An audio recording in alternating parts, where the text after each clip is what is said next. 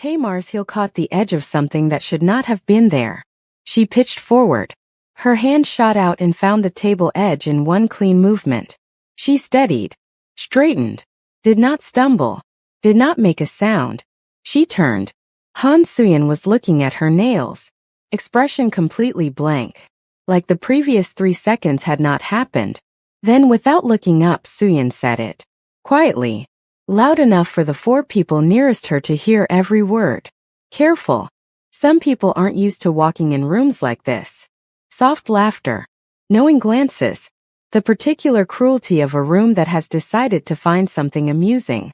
Tamar looked at her for a long moment. Then she smiled. Not warmly. The smile of a woman who has just been shown exactly who she is dealing with and finds it almost interesting. She continued walking. The room exhaled.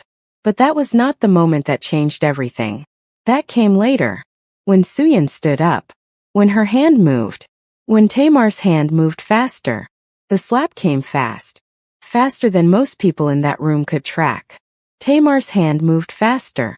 The sound that followed was not a slap. It was the sharp stop of skin hitting resistance. She held Suyin's wrist midair. Not tight. Not shaking. Just stopped. Like a door closing on something that was never going to be allowed through. She looked at Suyin directly. Don't, she said quietly. I will not be gentle about it. She released the wrist. Suyin stepped back. Her face was a composition of fury and shock fighting for dominance and neither of them winning cleanly. And from across the room, the man who had said nothing all evening, whose face had shown nothing, whose stillness had been so complete that half the room forgot he was watching, stood up. He did not look at Suyin. He did not look at his grandmother. He looked only at Tamar, and said 2 words. 2 words that made every person in that room understand that something just ended and something else just began. If you need to know what those 2 words were, like this video, subscribe and do not go anywhere. Because this story starts somewhere you will not expect. And where it ends, nobody in that room saw coming. Tamar Kamau did not just move to Seoul. She conquered it. 3 years. 1 commission that became 12. A client list that now included 3 of the most private families in the city, and a Paris house that flew her business class and never questioned her invoices. She was a luxury fashion buyer. She understood wealth from the inside, what it actually looked like, what it cost people to maintain, what it revealed about them when they thought nobody sufficiently interesting was watching. She was always watching. She had a taste so specific it made people uncomfortable. Opinions delivered without softening them first. She did not perform warmth she did not feel. She did not make herself smaller for anyone's comfort. She was not looking for anything in Seoul. She was already building something inside it. What she had not planned for, what she had not seen coming from any angle, was Shin Jae-woo. Shin Jae-woo was not the loudest person in any room. He never needed to be. There was a quality to his presence, unhurried, completely self-contained, that made people recalibrate without knowing why. He spoke rarely in meetings, and when he did, the room remembered it. He made decisions quickly and carried them without visible weight. He was not supposed to be the one in charge. He was the second son, the quiet one, the one nobody watched at family dinners because his older brother filled every room he walked into, and Jae-woo had learned early that the person nobody watches sees everything. Then his brother left. Not death. Not illness. A choice, a deliberate, irreversible walk away from the family name and everything attached to it. Nobody spoke about it publicly. Nobody spoke about it privately either. And Jae-woo, who had spent 30 years watching from the edges, stepped into the center.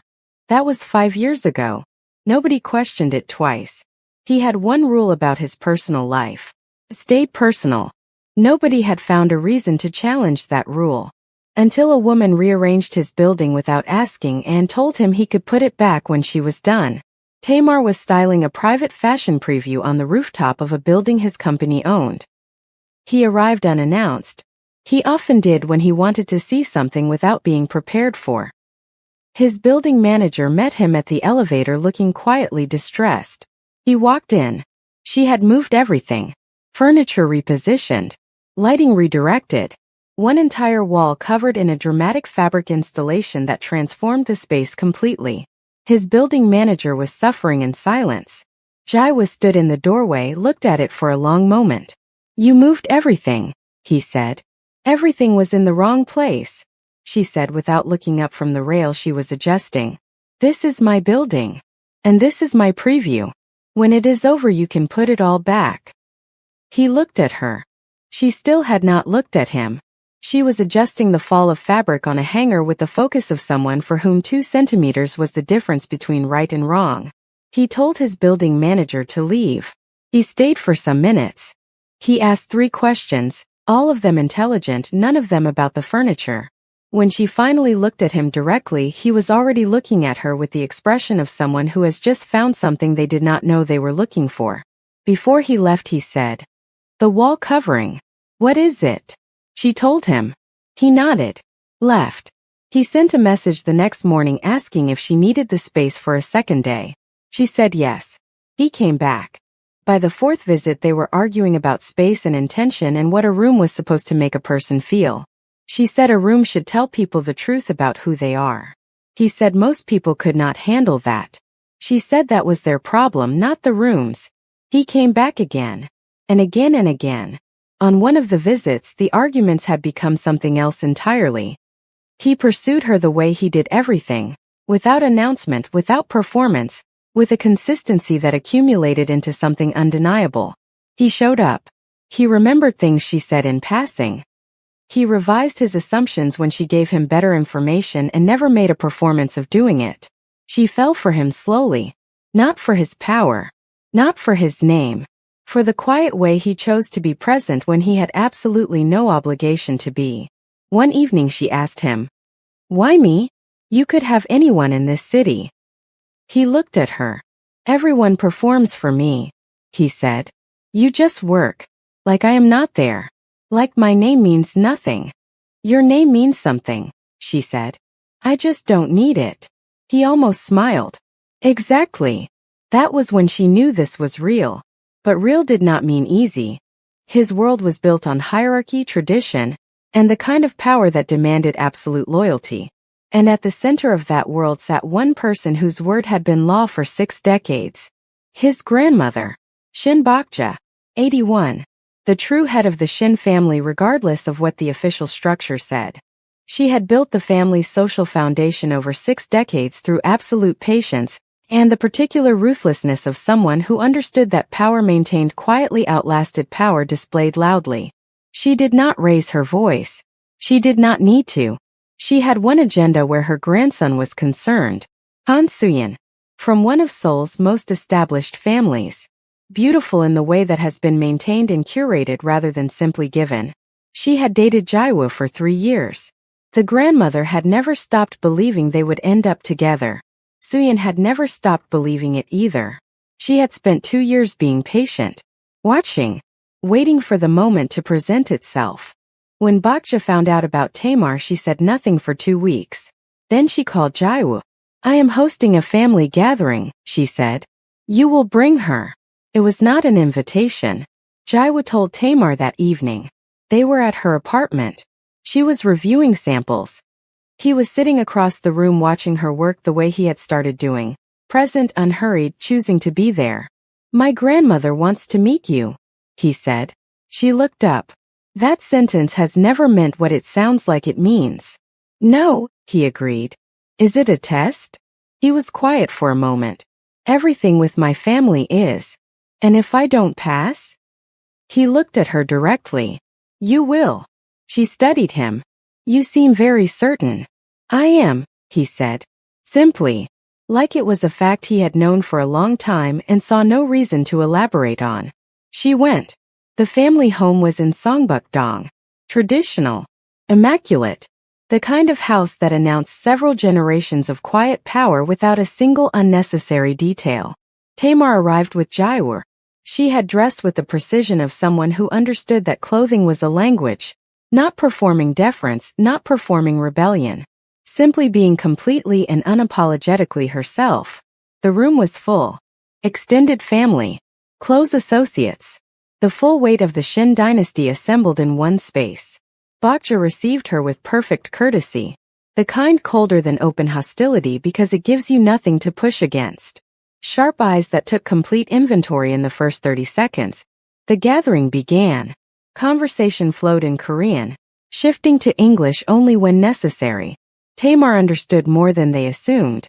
She caught the sideways references, the carefully phrased questions that were not questions at all. An uncle leaned forward slightly. Your work takes you everywhere. He smiled. It must be difficult to feel rooted anywhere. Tamar looked at him pleasantly. I find that people who need roots to feel stable usually haven't learned to trust themselves yet. The smile stayed on his face. The warmth behind it did not. His wife added quietly, of course, though some careers are better suited to certain lifestyles, not everyone is built for permanence. Tamar set down her glass. Permanence, she said, is not about where you stay. It is about what you build wherever you are. She looked at the woman directly. Some people build things that last. Others just stay in one place and call it roots. Completely. Like someone had turned off a switch. Jaiwa's jaw tightened by precisely 1 degree. Nobody who did not know him well enough would have caught it. Then Bokja set down her teacup. She stood. The room went immediately quiet in the way rooms do when the person who actually holds the power decides to speak. I want to introduce someone, Bokja said. Warm. Final. Someone this family knows well. A door to the side of the room opened. Han Suyin walked in. Dressed perfectly. Moving with the confidence of someone who had been prepared for this moment and had been waiting for it for 2 years. She took the empty seat that Tamar now understood had been left deliberately, placed directly across from Jaiwoo, directly in Tamar's eye line. Bokja looked at Tamar. You may leave now, she said. Not unkindly.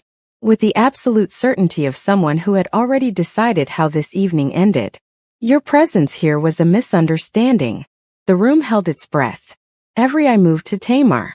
Tamar looked at Bokja, then at Suyin, then back at Bokja. She sat back in her chair, smiled. I appreciate the introduction, she said, her voice completely steady. She seems lovely, but I was not here for your approval. I was here because he asked me to be. She looked at Jaiwoo across the table. When he tells me to leave, I will. The silence that followed was complete and absolute. Bokja's expression did not change. But something behind her eyes shifted. Something that had not expected to be answered back and was recalculating without showing it. Suyin looked at Jaiwoo. Jaiwoo had not moved. Had not spoken. His jaw was very slightly tight. The gathering continued. But the temperature did not recover. An hour later, during a lull between courses, Tamar rose from her seat. She moved through the room the way she always moved, deliberately taking her time, completely at ease. She was passing the far end of the table, passing Suyin's chair. She felt it before she saw it. A leg extended casually into her path. Unhurried. The particular precision of something designed to look like an accident while being nothing of the sort. Tamar's heel caught. The floor rushed up. Fast enough that for a split second she knew exactly how this would look. Her hand shot out. Table edge. Grip. Stop. She steadied. Straightened. Not a sound. The silence around her stretched half a second too long. Suyin was looking at her nails. Expression completely blank. Like the previous 3 seconds had not happened. Then, without looking up, she said it. Quietly. Loud enough for the 4 people nearest her to hear every word. Careful. Some people aren't used to walking in rooms like this. Soft laughter rippled from the guests nearby. Not loud, not open. The kind people hide behind their glasses. Knowing glances exchanged across the table. The particular cruelty of a room that has decided to find something amusing. Tamar looked at her for a long moment. Then she smiled. Not warmly. The smile of a woman who has just been shown exactly who she is dealing with and finds it almost interesting. Thank you, she said pleasantly. I'll be more careful. And continued walking. The room exhaled. Across the table, Jaiwoo had seen everything. His expression showed nothing. His jaw was very slightly tighter than it had been 5 minutes ago. He did not move. For a moment, a brief, sharp moment, Tamar wondered if he was going to. When Tamar returned, Suyin had moved. She had repositioned herself near the head of the table, standing now, commanding the room's social center. in conversation with two of Jaiwa's aunts who were watching Tamar's return with the particular attention of people waiting for something. As Tamar passed, Suyin said it. Loud enough, deliberate enough, shaped for the surrounding audience as much as for Tamar herself. It must be difficult. Moving through so many cities, so many rooms, never quite belonging to any of them. Tamar stopped. She turned. The room shifted its attention. Bodies angled. Conversations halted mid-sentence. I belong everywhere I choose to be, Tamar said. The difficulty would be being somewhere I was placed rather than somewhere I chose. Suyin's smile thinned at the edges. You speak very boldly for someone who was just asked to leave. And you sit very comfortably, Tamar said. For someone who was brought here as a prop. The room fractured. Gasps. Chairs scraping. Someone's glass hitting the table too hard. Two of the aunts looked at each other. An uncle pushed back from his seat slightly. Suyin stepped forward. Her eyes had changed. The calculated composure was gone. Something rawer and more dangerous had taken its place. What did you just say? She said. Quiet. The quiet of something about to stop being quiet. You heard me, Tamar said simply. Suyin's hand came up. It came fast. Faster than most people in that room could track. Tamar's hand moved faster. The sound that followed was not a slap. It was the sharp stop of skin hitting resistance, the particular sound of something being caught that was never going to be allowed through. Tamar held Suyin's wrist midair. Not tight. Not shaking. Just stopped. The room froze. Completely. Like someone had paused a film. Tamar looked at her directly. Her voice when she spoke was completely calm. Don't, she said. I will not be gentle about it. She held it for one more second, then released. Suyin stepped back. Her face was fury and humiliation and something that looked, underneath both of those, like the realization that she had just lost something in front of everyone she needed to impress. The room was completely silent. Then Shin Jaiwa stood up. He did not move quickly. He did not raise his voice. He simply stood, and the full weight of who he was expanded outward and filled the room the way it always did when he decided to let it. He looked at Tamar first. One look. Steady. The look of a man who has been watching carefully all evening and has seen everything he needed to see. Then he turned to face the room. He looked at his grandmother. What happened in this room tonight will not happen again, he said. Quietly. The particular quiet that was louder than shouting. Not to her. Not in any room connected to this family. Bakja held his gaze. Jaiwu. I am not finished, he said. The room went completely still. She was invited here as my guest, he said. She was treated as an inconvenience. She was physically provoked. He looked at Suyin directly. By someone who was brought here without my knowledge or my consent. Suyin looked away. He looked back at his grandmother. I have never questioned your decisions in this family, he said. Not once. Not publicly. Not privately. I have deferred to you because I respect what you built and what you carry. A pause that the entire room felt. But I will not defer on this. Not now. Not ever. Bakja said nothing. He looked at the table. In the room.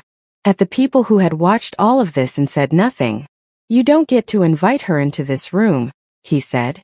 And then decide she doesn't belong in it. He reached for his glass. Then stopped. Set it down untouched. Reached for his seat name card.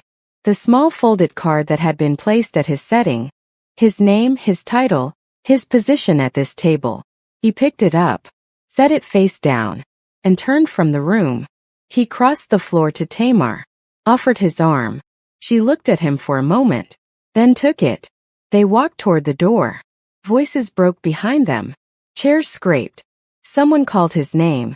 His grandmother's voice, controlled but carrying something underneath it that was not controlled at all. He did not turn back. They walked out together. And the silence they left behind was not empty. It was full of everything that had just changed permanently. The night air hit them as they descended the front steps. Tamar waited until they reached the car. Then she stopped. You said nothing, she said. For the entire evening. Yes. She tripped me. In front of your entire family. I know. And then she tried to hit me. Yes. She turned to face him fully. And you sat there. Through all of it. Silent. Yes. Her voice was controlled, but the heat underneath it was real, and she was not going to pretend otherwise. Why? He was quiet for a moment, not collecting himself, choosing his words with the precision he brought to everything. Because my grandmother has managed this family's narrative for 60 years, he said. Every person in that room has watched her arrange outcomes and accepted those outcomes as inevitable. If I had spoken the moment she introduced Suyin, they would have seen my authority. They would not have seen yours. She stared at him. But now every person in that room watched a woman my grandmother tried to erase, twice stand her ground, catch a hand raised against her, and walk out on her own terms. He looked at her directly.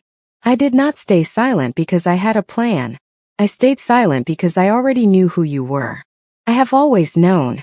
Knowing I could handle it, she said, is not the same as it being acceptable. You watched someone raise a hand against me. You did not move. He was quiet. I know, he said. That is all you have? No, he looked at her directly. I have an explanation that made sense to me before tonight and sounds inadequate now that I am standing here saying it out loud. A pause.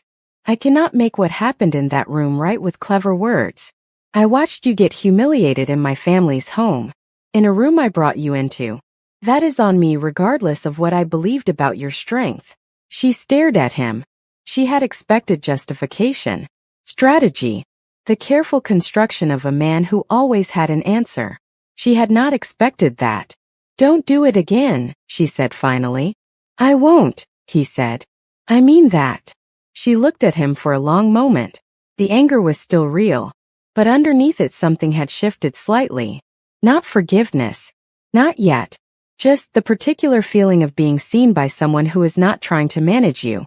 I need to think, she said. I know. He did not move closer. Did not reach for her. I'll have a car take you home. I can get my own car. I know. I'm offering anyway. She looked at him, then got in. As the car pulled away, she looked back once. He was still standing there, alone in front of his family's home, watching her leave, having just placed his name card face down on his grandmother's table. She turned away and let herself feel everything she had been holding back all evening. 3 days later, someone moved.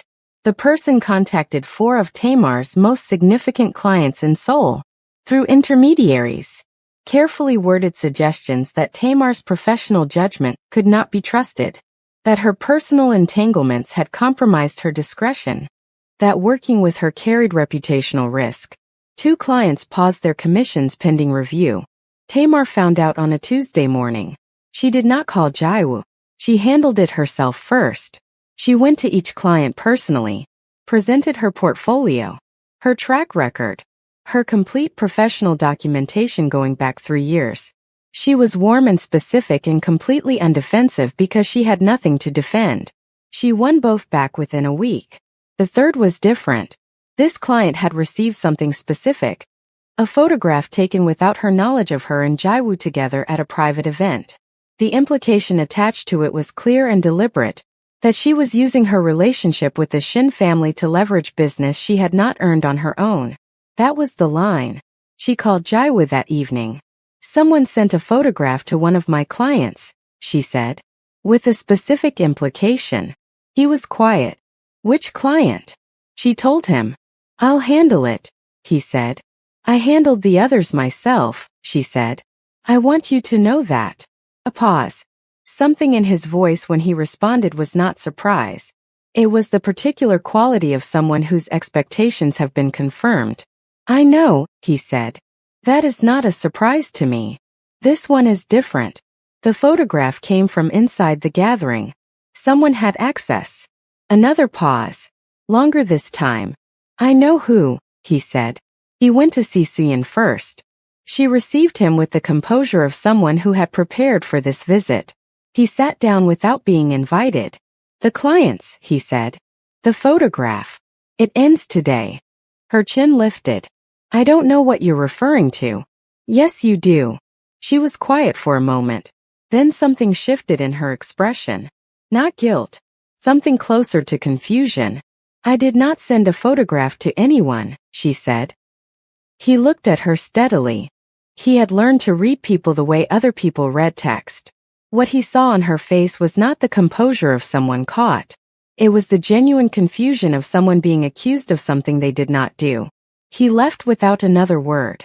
He sat in his car outside for a long time. Then he made one phone call. 20 minutes later, his head of security sent him 3 words. He read them once, set his phone down, picked it up again, read them again. The photograph did not come from Suyin. It had come from his grandmother's office. He went to the family home that evening. Baksha was in the sitting room when he arrived. Silver hair, cream blouse, hands folded in her lap. The posture of a woman who had been expecting this visit and had decided how to receive it. He sat down across from her. He did not speak immediately. He looked at her the way she had always looked at everyone else, with complete attention and zero hurry. The photograph, he said finally. The one sent to her client. It came from your office. Baksha said nothing. I need you to tell me, he said, that I am wrong. She held his gaze. You are not wrong. The room was very quiet. Why, he said. She looked at him for a long moment. Then she looked at her hands. Because I have seen what happens, she said quietly. When someone from this family loves a woman who does not stay. He was still. Your father, she said. You were 12. You did not see all of it. I did. She paused. Your mother, she was brilliant. She moved between cities. She belonged everywhere and nowhere. And then one morning she was simply gone. And your father, she stopped. Started again. I watched your father become someone I did not recognize. And I told myself I would never watch that happen again. Jaiwa said nothing for a long time. You tried to destroy her professional life, he said finally. A woman who has done nothing to this family except exist in it. I was protecting. You were afraid, he said. And you aimed that fear at someone who did not deserve it. Baksha pressed her lips together. She is not the woman who left, he said. She is nothing like her. And even if she were, that would not give you the right to do what you did. He stood.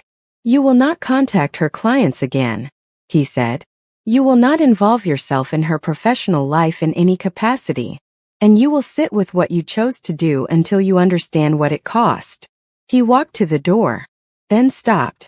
She caught a hand raised against her in your dining room, he said without turning around, without flinching, without losing herself, without asking me for anything. A pause. That is not a woman who leaves. That is a woman who stays and stands. And if you cannot see that, then you are not watching carefully enough. He left. Baksha sat alone in the sitting room for a very long time. 2 weeks later, Baksha called Tamar directly. Not Jaiwa. Tamar. She picked up on the second ring. I would like to speak with you, Baksha said. Alone. Thursday. It was not a question. I will be there, Tamar said. She went alone. No Jaiwa. No buffer. Baksha received her in the family sitting room. Tea already poured. The house quiet around them. For a moment neither of them spoke. Then Baksha set down her cup. I was wrong about you, she said. Not warmly, but directly. The particular directness of someone who has spent 2 weeks deciding whether to say something and has finally decided. But I was not wrong about my fear. I just aimed it at the wrong person. Tamar waited. My son loved a woman who was not from our world, Baksha said. She was brilliant. She moved between cities the way you do. She belonged everywhere. A pause. And then she left. She walked away from him, from this family, from everything. And I watched my son become someone I did not recognize. She looked at Tamar directly. When Jaiwa brought you here, I did not see you, she said. I saw her. I saw what I was afraid of losing again. The room was very quiet. Tamar looked at her for a long moment. I am not her, she said. Baksha studied her. The sharp eyes that missed nothing, taking a final inventory. No, she said quietly. You are not. She picked up her teacup. Next Sunday, she said. Bring him. 6 weeks after the gathering, Jaiwoo took Tamar back to the rooftop. She did not know why until she stepped out of the elevator. The space had been transformed. Not dramatically, carefully. The lighting positioned exactly as she had placed it during the preview. The fabric installation recreated on the same wall with the same material she had used. The furniture was arranged precisely the way she had arranged it that first day. She stood in the doorway and looked at it for a long moment. "You remembered everything," she said. "I watched very carefully," he said. She turned to him. He was already on one knee. "This is where it started," he said. "This is where I want to ask." He held out the ring. Simple. Specific. Chosen by someone who had been paying very close attention for a very long time. Not to what looked impressive but to who she actually was. "Will you marry me?" She looked at him. This controlled, precise, endlessly strategic man who had sat silent through an entire evening of her being tested, and had already built the floor she was standing on before she arrived. Who had placed his name card face down on his grandmother's table and walked out. Who had come back to this rooftop and recreated the exact space where she had told him he could put it all back when she was done. "Yes," she said. He slid the ring on. Rose pulled her close. They stayed on that rooftop for a long time. The city below them. The wall behind them. The space entirely theirs. 1 month later. Same rooftop. Same building. Same wall. But this time Tamar had designed the space herself. She had been commissioned 3 weeks earlier to style an intimate private event on the rooftop of the Shin building. No client name given. Just a brief. Her brief. Her vision. Her work. She arrived on the morning of the event to oversee the final installation and walked into a space already full of white flowers and the particular quiet of something about to begin. Jaiwoo was standing at the far end of the rooftop. She looked at him. Then at the flowers. Then back at him. "You did it again," she said. "You designed it," he said. "I just told them who the client was." She shook her head. The corner of her mouth moved. The ceremony was small. Intentional. Family, the ones who had chosen to adjust. Close friends. The people who mattered. Baksha was there. Front row. Cream silk blouse. Pearl earrings. Her expression was not warm exactly. But it was present. And present from Baksha was everything. The vows were simple. He promised to tell her things. She smiled when he said it. She promised to rearrange his spaces when they were in the wrong place. He smiled when she said it. When the officiant asked if anyone objected, the silence was complete. They kissed. Not for the room. Not for the family. Just real. Just them. Just the full weight of everything they had walked through to get to this rooftop this evening. When they pulled apart, her eyes were bright. Tamar looked out at Seoul below them. The city that was not supposed to keep her. That had kept her anyway. That had given her this commission and this rooftop and this man who came back for the second day and never quite stopped. She looked at the wall. The fabric installation she had designed without knowing what it was for. It was exactly right. It had always been exactly right. That evening at the reception, Jaiwoo excused himself briefly. A phone call. He stepped away from the table. Tamar watched his expression shift into the controlled stillness that meant something required his attention. He came back 3 minutes later. She looked at him. What was that? He sat down. Picked up his glass. Did not drink from it. "Suyeon's brother," he said quietly. She held his gaze. "What about him?" "He has been watching this situation since the gathering. Patiently. And now." Jaiwoo set down his glass. "Now he is not," he said. She looked at him steadily. "Tell me everything." "Not tonight," he said. "Tonight is ours." She held his gaze for a moment. Then looked back at the room, her family, his family, the rooftop where it all started. The wall she had covered with fabric on a day she did not know would change everything. "Tomorrow," she said. "Tomorrow," he agreed. Outside the building on the street below, a black car sat with its engine off. No plates visible. The window down slightly. Inside it, a man looked at his phone.